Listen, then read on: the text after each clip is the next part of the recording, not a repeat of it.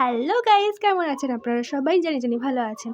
তো আজকে আমি আপনাদেরকে একটা নতুন রেসিপি শেখাবো। কি বলুন তো? এই দেখুন বেগুন কাটছি। মানে কি বলুন তো? বেগুনি। হ্যাঁ, আপনারাও বেগুনি খেতে চাইলে এভাবে কেটে নেবেন। গোল গোল করে কাটবেন পুরো আমার মতন। তারপরে একটা বড়সড় বাটিতে জল নিয়ে বেগুনগুলোকে ধুয়ে নেবেন ঠিক আমার মতো করে। চোখের সামনে আপনি যা দেখতে পারবেন, বড় হোক ছোট হোক, তার মধ্যে পরিমাণ মতন বেসন, হলুদ, নুন, কালো জিরে আর খাবার সোডা দিয়ে দেবেন। এরপর আপনি জল ঢালতেই থাকবেন আপনার যত খুশি ঢালুন, ভালো হবে না খেতে আমার কি। তারপরে ওই ব্যাটারটা ভালো করে ঘুরিয়ে নেবেন। তারপরে একটা কড়াইয়ে রিফাইন অয়েল দিয়ে দেবেন এবং ওই ব্যাটারের মধ্যে একটা করে বেগুন ডোবাবেন আর একটা করে বেগুন তেলের মধ্যে ছাড়বেন।